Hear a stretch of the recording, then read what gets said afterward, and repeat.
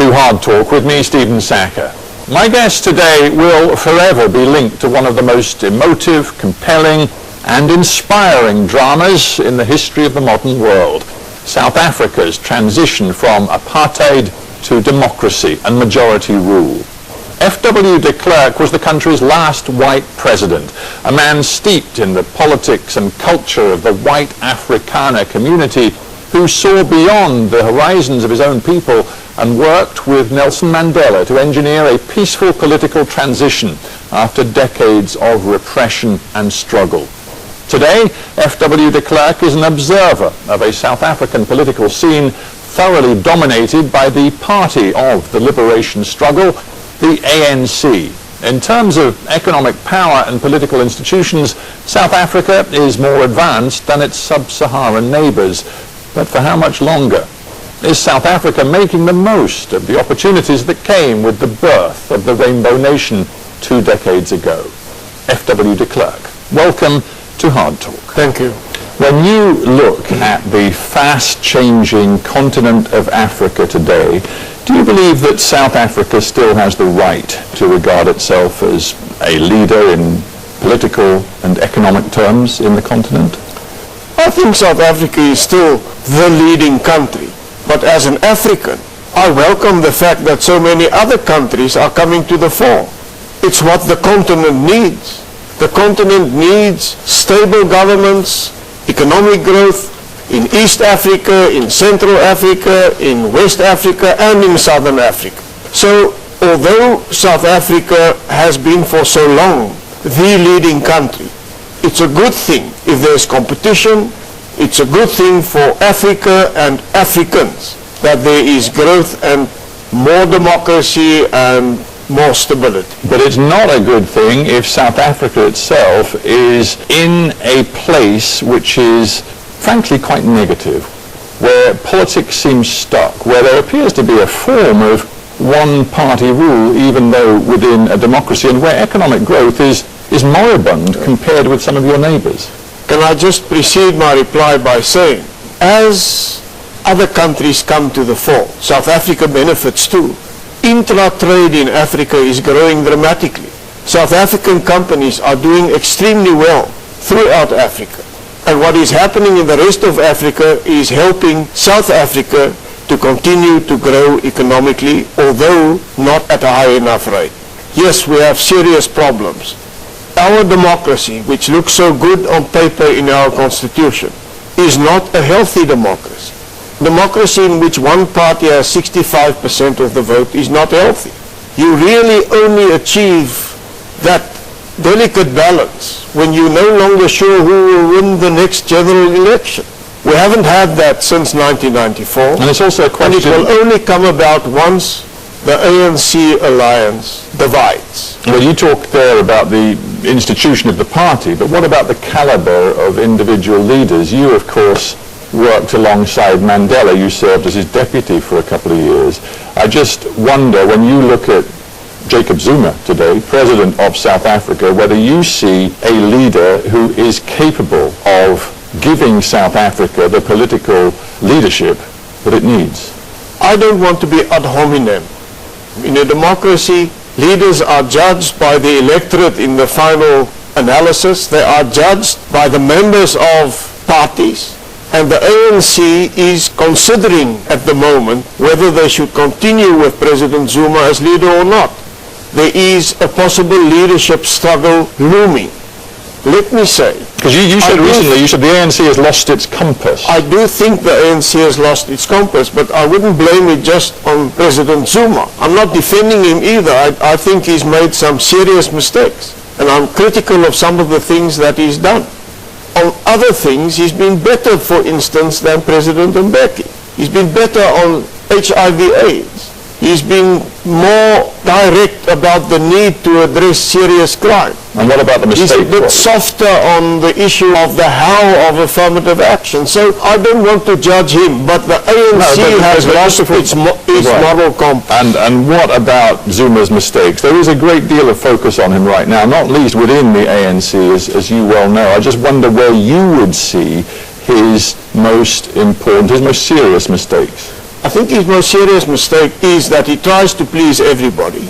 He is allowing the ANC under his leadership to question the very cornerstones of the accord which we reached after 4 years of negotiation, questioning the cornerstones of our new democracy, questioning the cornerstones of economic stability by saying maybe the constitution should be amended with regard to the protection of private property ownership, allowing the ANC to question the independence of the courts, bringing that into the political arena. Mr. de Klerk, why is that a mistake? Because if one looks at the current state of South Africa from the point of view of so many ordinary black South Africans, the constitution which you talk so fondly of, so proudly of, simply hasn't delivered a nation state that is capable of giving them a fair shake in their own country. I fundamentally disagree with those who say the Constitution is a stumbling block towards economic transformation, or that the Constitution is a stumbling block towards a better life for all South Africans. Well, the Justice Minister, he said it the other day, Jeff Radebe, he said, our current political settlement is inadequate for the social and economic transformation that we still He's need. absolutely wrong. The Constitution is a transformational document. The Constitution allows, in order to rectify the injustices of the past, what is called fair discrimination. The Constitution demands economic transformation.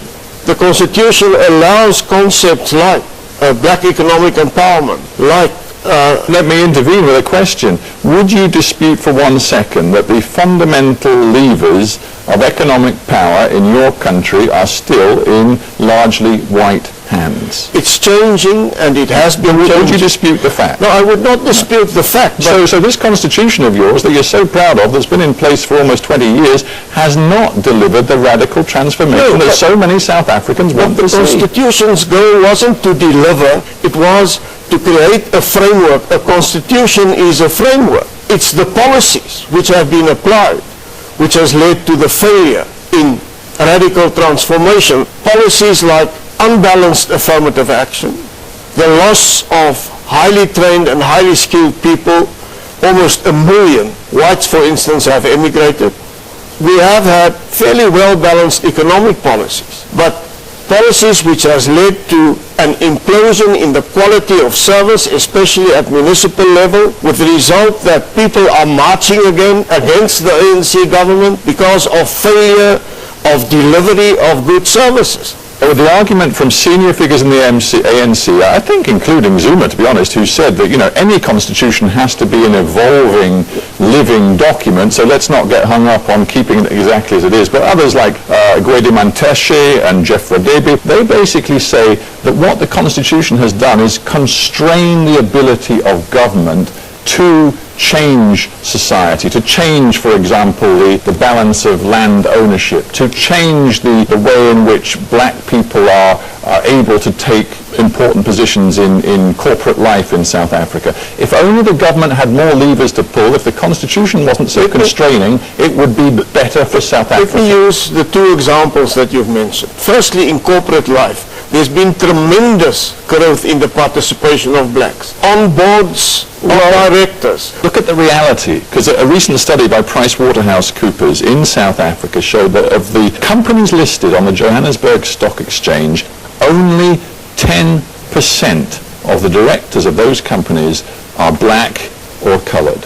Yes, but maybe 20 years ago, none were black. There's been growth. There is a development that the black shareholding of the stock exchange has increased exponentially. It's happening, but you can't do it in 5 or 10 years. Your other example about private property ownership, about land, the failure to achieve a bigger percentage of land in black hands lies squarely in the policies and the execution of policies, which has been followed by the ANC government. Fact is that they didn't even properly spend the money which was allocated for it. It's not the willing buying, willing seller principle which stands in the way of achieving the goal of putting a bigger percentage of land in black hands. It is failure of policy and failure of implementation of policies which might work if they were implemented properly. But the fact is, whatever the reasons behind it, the OECD's latest report finds that more than 50% of South Africans are living in poverty as defined by your own government. The most recent studies of inequality in your country show that it's rising, not falling. These are realities that black South Africans who live without running water, without electricity, without decent housing, they look at and they say, whatever the reasons, the system as it was constituted by you and Mandela and others in 1993-94 doesn't work for us. Let me immediately say, the single biggest challenge which we face is to win the war against poverty. All South Africans should unite and take hands and say, how can we bring that 50% down dramatically towards normal figures? We have failed to do so, not because of the Constitution. We have failed to do so because of bad governance to a certain extent. Education is in a worse state now than it has been in 1994. And let me quote Mampela. Rampela said that, not me. Not so long ago, I spoke to Julius Malema on this program, of course now in deep trouble with the ANC, but for a long time the leader of the Youth League. And his anger was so explicit, his determination that young black people in South Africa will not wait any longer to see their lives improved. And his voice is powerful. Yes, it is a challenge which we face, which can only be accepted successfully. We can only begin to resolve this problem if each and every talent in South Africa is used to its best. We can only succeed in bringing down that 50%, in giving a better life to young South Africans, in creating jobs, if we adhere to the cornerstones of the Constitution, if we remain a truly democratic country, if we have independent courts, if we uphold all the rights of all South Africans guaranteed by the Constitution.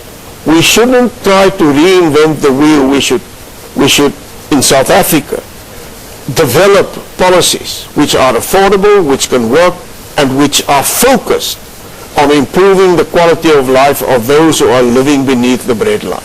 Yes, I just wonder, when you say so much focus has to be on them, why, frankly, you and your foundation do spend so much time talking about the need to defend the rights of minorities, including the Afrikaners speaking the Afrikaans language. You do seem to be somewhat hung up on an issue which, dare I say, a majority of South Africans would regard as of secondary importance.